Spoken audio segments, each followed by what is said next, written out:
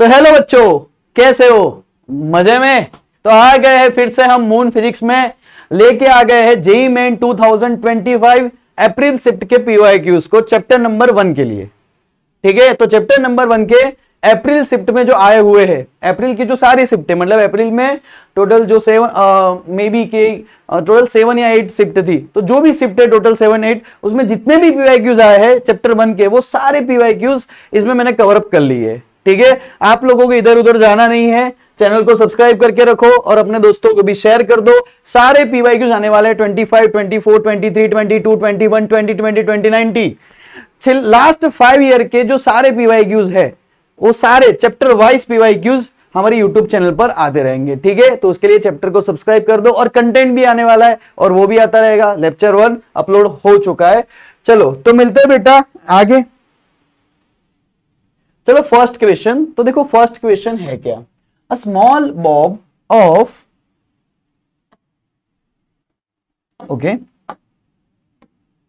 a small bob of mass 100 mg and charge 10 microcoulomb is connected to an insulating string of length 1 meter.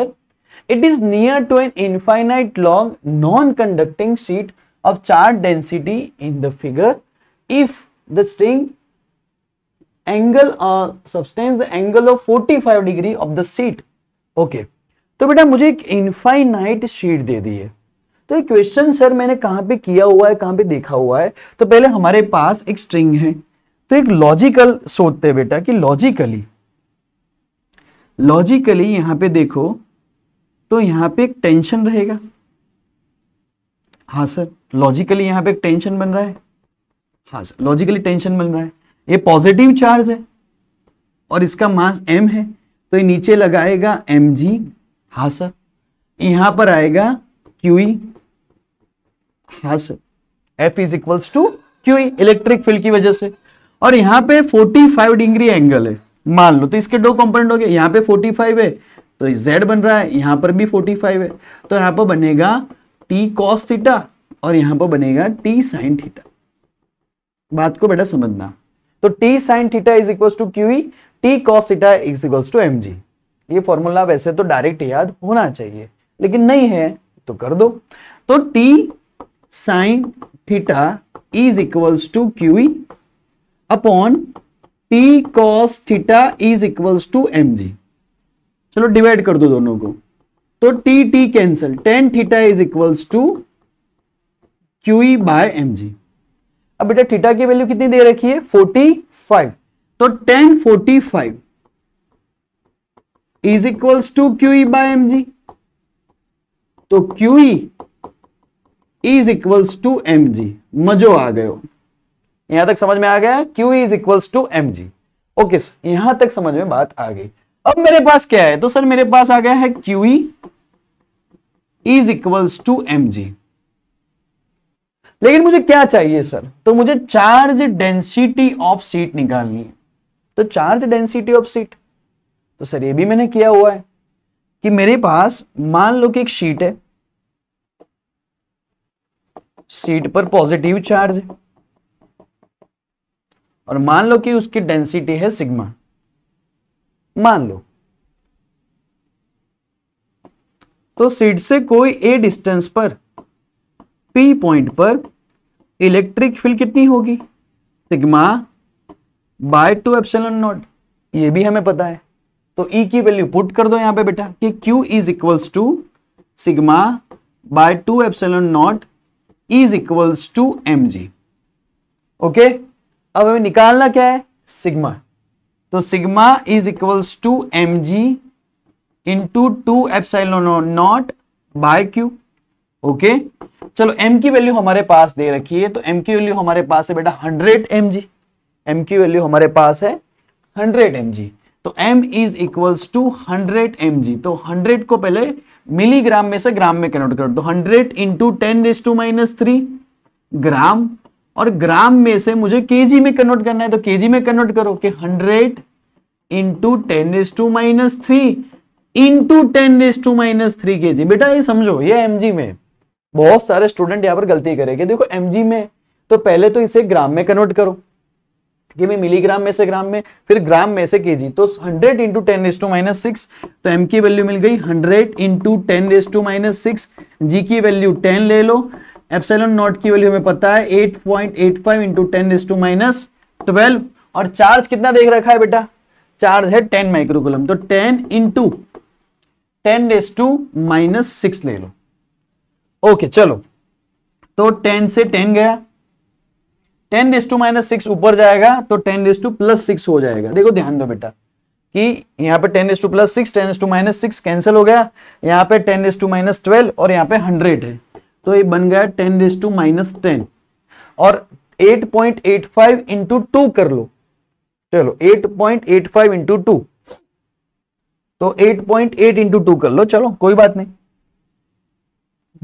8.8 into 2 कर लो, तो may be answer आएगा 8.85 2 कर दो, चलो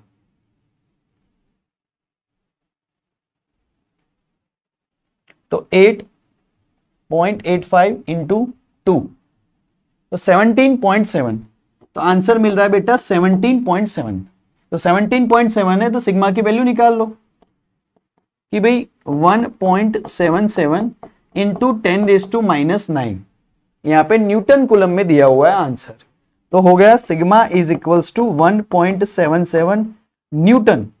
देखो sigma is equals to charge by area, density is equals to charge by area, charge मतलब coulomb, area मतलब metre square, तो newton coulomb by metre square, option number आ गया डी। ओके, यहां तक समझ में आ गया बात, समझ में आ रही है बात? ओके चलो अब आगे निकलते हैं, क्वेश्चन नंबर 2। तो बहुत इजी क्वेश्चन है ससुरा, बहुत इजी क्वेश्चन है। Given below are the two statement, okay दो स्टेटमेंट दिए बेटा, एक स्टेटमेंट है, फर्स्ट स्टेटमेंट देखो, the outer body of an aircraft is made of metal which protect the person sitting inside from lightning strike. Okay बेटा, तो ये कौन सा कॉन्सेप्ट है? तो ये बोल रहा है कि फैराडे केज है, फैराडे केज वाली बात है। तो सर फैराडे केज क्या है? कि मान लो कि हम कोई भी कंडक्टर में बैठ जाए और बाहर से इलेक्ट्रिसिटी इलेक्ट्रिक फील्ड दे दे। चलो देखते समझाते आपको कि फैराडे केज है क्या। तो बेटा फैराडे केज है क्या कि मान लो कि ये कंडक्टर है, यहां से इलेक्ट्रिक फील्ड है, तो इलेक्ट्रिक फील्ड में मतलब यहां पर पॉजिटिव चार्ज होगा, यहां पर होगा पूरा नेगेटिव चार्ज, तो ये पॉजिटिव नेगेटिव यहां पर आ जाएगा और नेगेटिव के साथ पॉजिटिव यहां पर आ जाएगा, तो एक इलेक्ट्रिक एक्सटर्नल होगी, एक इलेक्ट्रिक इंटरनल बनेगी। ये चैप्टर में हमने डिटेल से समझा है। ओके, तो यहां पर इलेक्ट्रिक फील्ड कितनी हो जाएगी? Net electric field inside the conductor 0 हो जाएगी। तो उसने वही बोला है कि the electric field inside the cavity by the conductor is 0।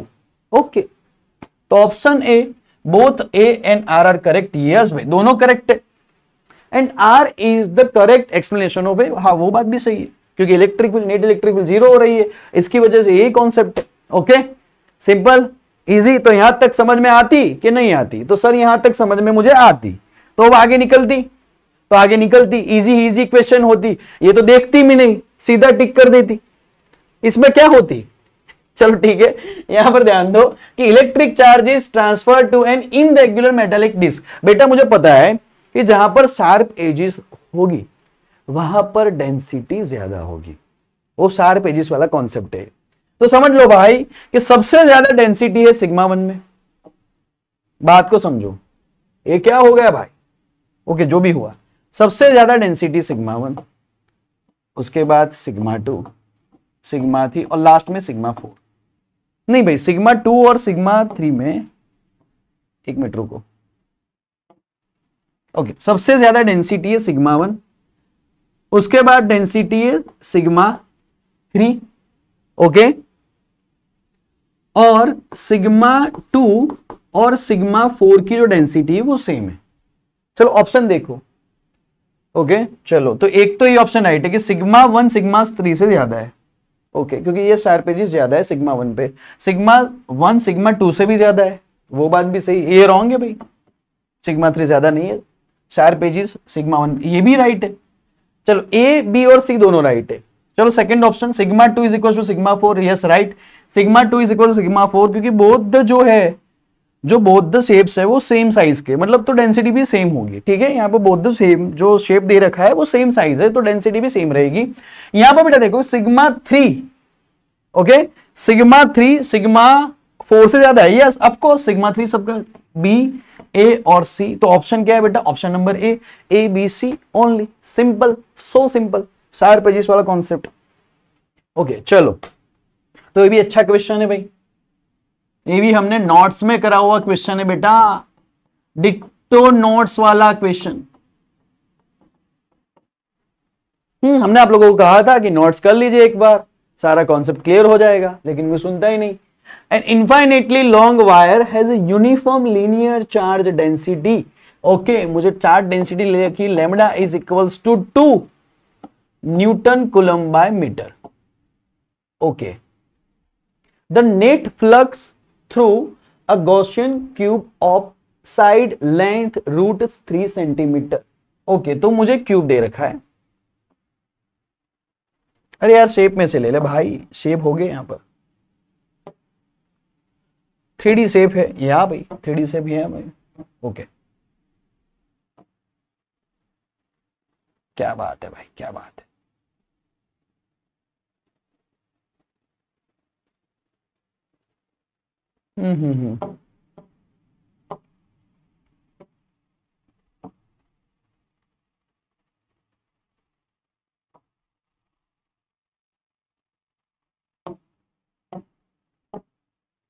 तो बेटा साइड कितनी है यहां पर, साइड है यहां पर √3 सेंटीमीटर। ओके, √3 सेंटीमीटर, यहां पर भी होगा √3 सेंटीमीटर, और यहां पर भी है √3 सेंटीमीटर। ओके, अब उसने क्या बोला है, if the wire passes through any 2 corners of the cube, समझो बात को, that are maximally displaced from the each other, तो एक दूसरे से सबसे ज्यादा दूर कौन कौन से होंगे, तो बात को समझो, ये दोनों पास है, ये पास है, ये दोनों पास है, तो मैं मान लेता हूं सामने के पॉइंट, एक ये पॉइंट और एक ये पॉइंट, सामने वाले पॉइंट एक दूसरे से बहुत दूर है। बेटा ये √3 तो हमने बोला था कि इसकी वैल्यू कितनी मिलेगी सर, तो ये 11th में करवाया हुआ है कि वैल्यू मिलेगी, लेंथ सेम है L² plus L² plus L², मैंने बोला था उस टाइम कि A² plus B² plus C²। मान लो कि A से B तक की वैल्यू कितनी मिलेगी, तो मैंने बोला था कि भी AB इज इक्वल्स टू, दो मैक्सिमम जो कॉर्नर होते हैं उसके बीच की जो लेंथ होती बेटा वो होती A² plus B² plus C², मतलब कि length square plus B² plus height का। ओके, तो L² plus L² plus L², तो 3L², तो √3L, तो √3, लेंथ कितनी दे रखी है √3, सेंटीमीटर को मीटर में कन्वर्ट करो 10⁻², तो 3 इंटू 10⁻² मीटर। बेटा AB की वैल्यू मिल गई। बहुत लोग रट के आए होंगे, वो बोल रहे हैं कि सर ये दोनों लाइन है, क्यूब की जो दोनों लाइन है, एक बार क्यूब मिले दिखाता हूं। ओके चलो, ये क्यूब मिल गया। ओके, तो क्यूब की ये पॉइंट है और क्यूब का जो ये पॉइंट है, इन दोनों पॉइंट को पकड़ लो, एक पॉइंट ए और एक पॉइंट ए, बात समझ में आ रही है, और एक पॉइंट ए और इसका सामने वाला एक पॉइंट, बात समझो, इन दोनों के जो सामने के वाले पॉइंट है उसकी हम लोग बात कर रहे हैं, सामने वाले पॉइंट की हम लोग बात कर रहे हैं। तो बहुत लोग लटके आए कि सर उसकी लेंथ होगी √3L, लेकिन बेटा यहाँ पे केस समझो कि उसने बोला है कि जो √3 है वो साइड वालों की लेंथ है। आया केस समझ में? तो हमारे पास ओरिजिनली फॉर्मूला क्या है, तो हम लोग ऐसे ही निकालते थे कि L² plus L² length same है, तो हम लोग बोल देते थे कि सर √3L लेंथ मिलेगी, ऐसा बोलते थे कि दोनों कॉर्नर के बीच लेंथ आएगी √3L, दोनों कॉर्नर के बीच, लेकिन वो तीनों की लेंथ सेम थी। लेकिन यहां पर लेंथ की वैल्यू लिख रखी है बेटा, जो लेंथ है, जो साइड वाली लेंथ वो है √3, तो बात समझ में आई, 3 इंटू 10⁻²। यहां तक मुझे बात समझ में आ गई। ओके, अब उसने बोला है क्या निकालना है, would be x, okay, that are maximal, okay, each other would be x, okay, newton metre square by coulomb, where is the x, x की वैल्यू निकालनी है। चलो अ लॉन्ग वायर हैज, चलो तो एक बात समझो बेटा कि lambda is equals to q by l, okay. देखो यहां पर फ्लक्स की वैल्यू निकालनी है, ओके, तो फ्लक्स की वैल्यू कैसे निकालेंगे, देखो कि flux is equals to Q in by epsilon not. देखो क्यू की वैल्यू कितनी मिलेगी बेटा, Q is equals to lambda into L, okay. Lambda की वैल्यू मुझे दे रखी है 2 इंटू 10⁻⁹, क्योंकि न्यूटन है, और एल की वैल्यू मुझे मिल गई, एल की वैल्यू कितनी मिली 3 इंटू 10⁻²। यहां तक बात को समझो, यूनिफॉर्मली लीनियर चार्ज, मान लो कि यहां पर जो चार्ज है वो पॉजिटिवली चार्ज है, ऐसा केस हमने करवाया हुआ है नोट्स में, लेकिन बेटा वो √3 वाला था, ये √3 वाला नहीं है, बात को समझना है। तो 6 इंटू 10⁻⁹ इंटू -2, चलो यहां तक रखो क्यू की वैल्यू, ओके। तो मुझे क्यू की वैल्यू मिल गई कि 6 इंटू 10⁻⁹ इंटू 10⁻², और नीचे एप्सिलॉन नॉट। लेकिन ट्विस्ट ये है कि उसने जो ऑप्शन दिया है वो पाई के फॉर्म में दिया है, तो एक काम करना पड़ेगा, 4 पाई के साथ मल्टीप्लाई कर दो बेटा, 4 पाई के साथ डिवाइड कर दो, तो क्या मिल जाएगा, देखो कि 6 into 4 into 10⁻⁹ into 10⁻² divide by 4 pi epsilon not को हम लोग बोल सकते हैं के। ये बन गया बेटा, ये बन रहा है 4 पाई एप्सिलॉन नॉट, देखो ये बन गया 4 पाई एप्सिलॉन नॉट, इसको बोल सकते हैं के। तो के की वैल्यू कितनी है, 6 into 4 into 10⁻⁹ into 10⁻² into 9 into 10⁹। चलो प्लस लाइन से -9 कैंसिल हो गई, ओके, 9 इंटू +9 से -9 कैंसिल, ओके, यहां पे 4, ओके, 4 पाई का एक पाई भी रहेगा और एक पाई भी होगा, okay. 9 into 4 36 into 6 into 10⁻², okay, into 10⁻² पाई।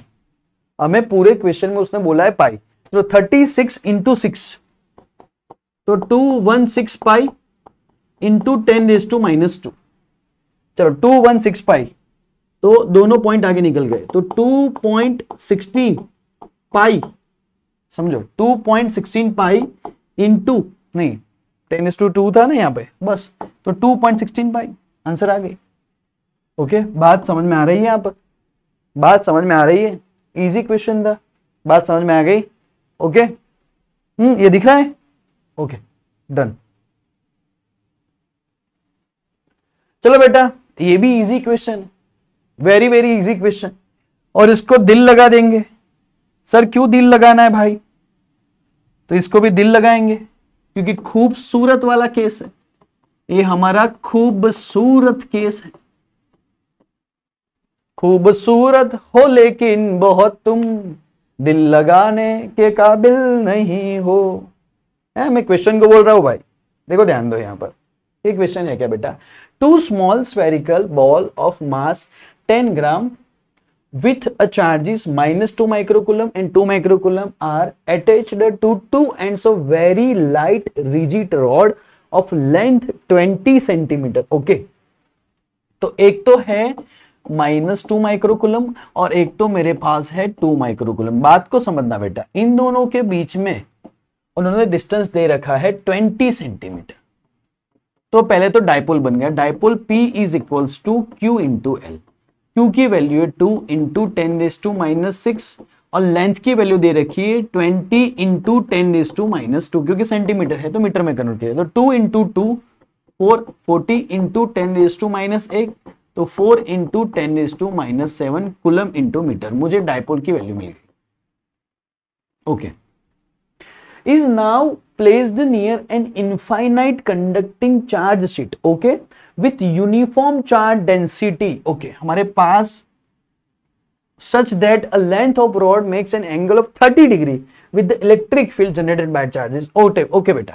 तो ये बोल रहा है कि यहां पर एक चार्ज शीट है, बात समझना, यहां पर एक शीट दी है, चार्ज डेंसिटी है 100, चार्ज डेंसिटी दे रखी है भाई 100 माइक्रोकुलम पर मीटर स्क्वायर। ओके भाई, चार्ज डेंसिटी 100 दे रखी है, such that the length of the rod makes an angle 30 degree. Okay, जो डायपोल वाली है, for 2 small metallic balls of mass 10 ग्राम, ये दोनों जो है वो 10 ग्राम वाले बॉल है, तो डायपोल बन रहा था। तो ये प्रॉब्लम ऐसा है, केस ऐसा है कि यहां पर है एक चार्ज जो कि है -2 माइक्रोकुलम, और यहां पर है, मान लो, चलो यहां पर -2 माइक्रोकुलम है, और यहां पर मान लेते +2 माइक्रोकुलम है, यहां पर सेम मास ले लो mm। तो माइनस से प्लस एक डायपोल दे रखा है, और यहां पे एंगल हो रही है 30 degree. Angle with 30 degree of generated by net torque acting. Torque की वैल्यू फाइंड करो बेटा। तो टॉर्क का फॉर्मूला क्या है बेटा? Torque is equals to P cross E। तो बन रहा है PE sin 30। चलो P की वैल्यू तो मुझे मिल गई, E की वैल्यू कैसे निकालोगे? तो बेटा चार्ज शीट दे रखी है, बात को समझना, चार्ज शीट मुझे दे रखी है, तो E की वैल्यू मिल जाएगी। तो E is equals to sigma by 2 epsilon not. Easy, E की वैल्यू मिल जाएगी, ये सिग्मा बाय 2 एप्सिलॉन नॉट। तो P की वैल्यू निकाल लो, 4 into 10⁻⁻7 sigma by 2 epsilon not into 1/2। तो E की वैल्यू मुझे मिल जाएगी। यहां तक बात समझ में आ रही है कि नहीं आ रही? ठीक है, चलो यहां तक बात समझ में आई? चलो यहां तक बात समझ में आ रही है, ठीक है। तो बेटा ये क्या होगा कि 4, तो 2 से 2 निकल गया, 4 निकल गया, ऊपर आया 10⁻⁻7। सिग्मा की वैल्यू कितनी है? तो कि 100 इंटू 10⁻⁻6। ओके, और यहां पर एप्सिलॉन 0 8.85 इंटू 10⁻12। ओके, तो 6 और सिग्मा माइक्रोकुलम 100। ओके, चलो तो ये 10⁻12 ऊपर जाएगा, 6 और 7 तो 10⁻+12 + 2 14, और यहां पे 10⁻13 बाय 8.85, तो 10/8.85। तो मे बी आंसर आएगा 1.12 न्यूटन इंटू मीटर। ओके, यहां तक बात समझ में आ गई? वेरी इजी क्वेश्चन है। चलो आगे निकलते हैं भाई। अब ये आप लोग खुद से कर लो, ये करवाने वाली चीज है, क्वेश्चन कुछ नहीं है। देखो ध्यान दो कि the electric field of the region given is by, electric field हमारे पास है, द फ्लक्स, उसने बोला है कि फ्लक्स निकाल दो, फ्लक्स दिया हुआ है, तो क्या बोला है? The area of the surface is, चलो एरिया निकाल लो। ओके, तो flux is equals to E dot A। Okay, लेकिन यहां पे प्लेन क्या है बेटा? XZ प्लेन है, तो मुझे J की वैल्यू चाहिए। ये सब मैंने सिखाया हुआ है। तो यहां पे मुझे J चाहिए। ओके, तो flux is equals to E, तो क्या 2I + 4J + 6K into 10⁻3। Okay, homework is ready? नहीं चाहिए भाई होमवर्क अभी। डॉट एरिया निकालना है, A डॉट J। चलो J से J मिलाओ, तो फ्लक्स की वैल्यू पहले तो हमारे पास 6, यहाँ पे 4 इंटू 10⁻3 इंटू A। चलो तो A की वैल्यू मिल गई 6/4 इंटू 10⁻3। चलो 6/4 तो 3/2, तो 1.5 इंटू 10⁻3। चलो 1.5 10⁻3 मिला है मुझे, 1.5 10⁻3। लेकिन ये जो बेटा मिला है एरिया, वो मीटर स्क्वायर में है। अब मुझे सेंटीमीटर स्क्वायर में एरिया निकालना है। ओके, तो 15 × 10⁻4 कर दो, सेंटीमीटर स्क्वायर कर दो, हो जाएगा। इजी है, सिंपल है भाई, आएगा ना समझ में? मीटर स्क्वायर में से सेंटीमीटर स्क्वायर में, यहाँ पे 10⁻4 कर दो, 10⁻4 मतलब मीटर सेंटीमीटर स्क्वायर हो गया, और फिर सेंटीमीटर स्क्वायर लिख दो। इजी। ओके, चलो निकलते आगे भाई। ये भी कुछ क्वेश्चन का है नहीं, ऐसे सिंपल क्वेश्चन आते जेई में। नहीं आने चाहिए भाई। सर ऐसा मत बोलिए, आपको पाप लगेगा। A point charge is Q is placed at the origin. A second point charge 9Q is placed at D. Okay बेटा, एक पॉइंट चार्ज है Q और एक पॉइंट चार्ज है 9Q। जूम जूम जूम बराबर जूम, इन दोनों के बीच में डिस्टेंस कितना है बेटा? D। तो उसने बोला है कि इलेक्ट्रिक फील्ड जीरो हो रही है, तो यहाँ पर मान लो x डिस्टेंस पे जीरो हो रही है। x डिस्टेंस, x की वैल्यू हम लोगों ने सिखाया है D √n + 1, D √9 + 1, तो D 3 + 1, तो आंसर आएगा D/4, option number B. Easy, very easy. चलो ये भी क्वेश्चन बहुत इजी है। सर ये क्वेश्चन थोड़ी इजी है, देखो तो सही भाई, ये क्वेश्चन में डायरेक्ट करने वाला हूं, रकम नहीं देखने वाला, देखने ही नहीं वाला क्वेश्चन है क्या, क्वेश्चन में देखने ही नहीं वाला है, डायरेक्ट करने वाला हूं। देखो डायरेक्ट कैसे होगा, तो एक हमारे पास सीट है, सीधे D/2 डिस्टेंस, तो मुझे पता है प्लस सीट है, प्लस सिग्मा है, तो प्लस सिग्मा है तो आंसर E = सिग्मा/2ε0। माइनस है तो भी इस डायरेक्शन में E = 2 सिग्मा/2ε0। इलेक्ट्रिक फील्ड ये माइनस है तो इस डायरेक्शन में, प्लस है तो इस डायरेक्शन में, दोनों एक डायरेक्शन में, तो E नेट की वैल्यू कितनी मिलेगी भाई? सिग्मा/2ε0, सिग्मा/ε0, तो 3 सिग्मा/2ε0। और एक चार्ज दिया है Q, तो F = QE, तो Q 2 सिग्मा, सॉरी 3 सिग्मा/2ε0, ऑप्शन नंबर बी। इजी है। सर ये फिर से समझाओ भाई, बेटा समझने लायक है नहीं, अभी नोट्स देखी होगी आपने, आप सारा लेक्चर देखोगे तो इजी लगेगा, कुछ है नहीं यहाँ पे। 2 सिग्मा/2ε0 प्लेन सीट दी हुई है, डिस्कशन हो चुका है क्लास में भाई, ये भी इजी है, बहुत बार डिस्कशन हुआ है ये क्वेश्चन भी। तो इसने क्या बोला है देखो, पर लेकिन क्वेश्चन समझना, ये अंडरस्टैंडिंग वाला क्वेश्चन है बेटा, समझना, बहुत अंडरस्टैंडिंग है। A metallic ring is uniformly charged in the figure. AC and BD are two mutually perpendicular diameters. Okay. Electric field due to AB, O is E. Okay. AB की वजह से बेटा जो इलेक्ट्रिक फील्ड में रही, बोल रहा है कि जो AB है, तो AB की वजह से जो इलेक्ट्रिक फील्ड में रही है वो E है।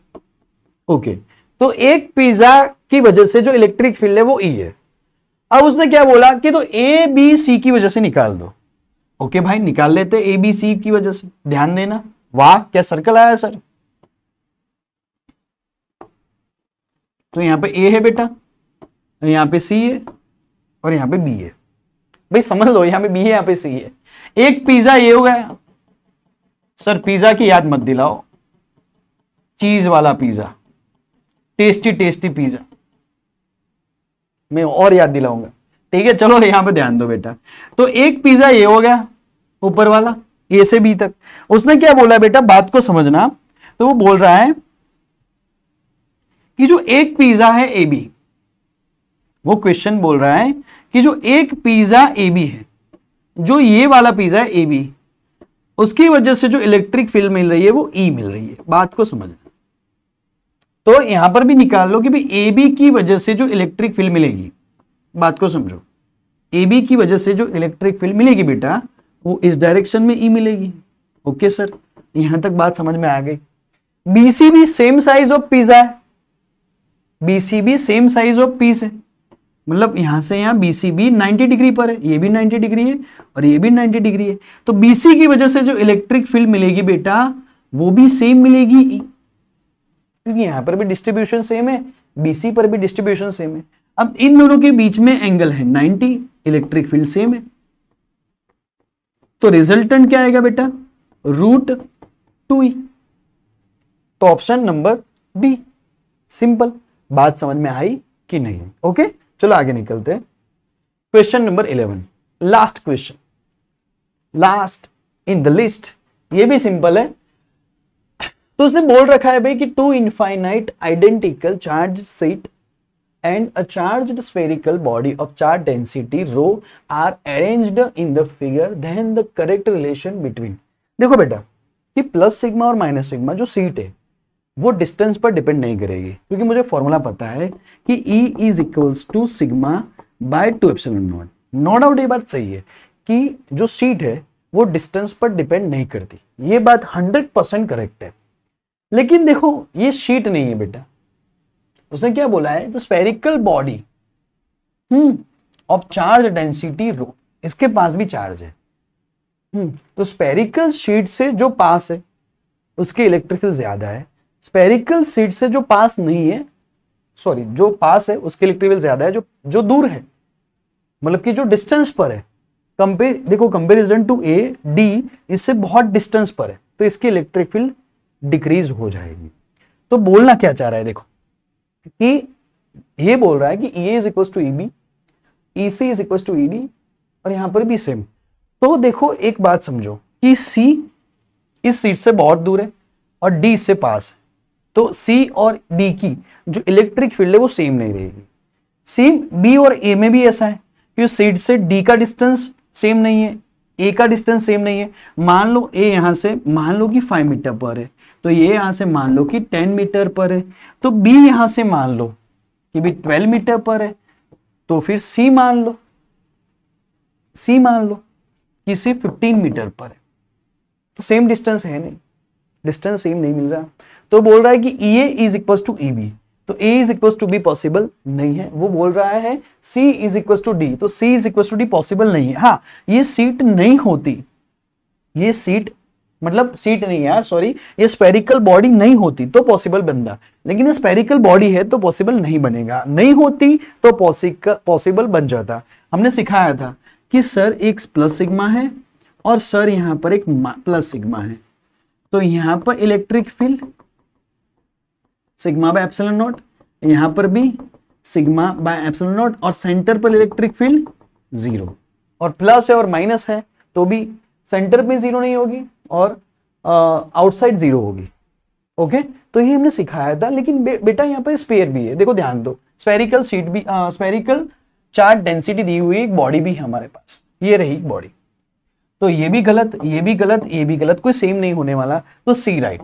EC is not equal to ED, EA is greater than EB। देखो ये भी समझो, A इससे पास है तो इसकी जो इलेक्ट्रिक फील्ड है वो ज्यादा होगी कंपेरिजन टू B।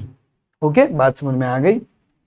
तो थैंक यू प्यारे बच्चों, ठीक है। तो ऐसे ही वीडियो में बने रहिए बेटा, सब्सक्राइब कर दीजिए क्योंकि बहुत सारे वीडियोस आने वाले हैं, बोर्ड रिलेटेड भी आने वाला है कि जो बोर्ड के जो IMP क्वेश्चन है वो भी आएंगे, वो भी डेरिवेशन सारे हम लोग देखेंगे एक बार।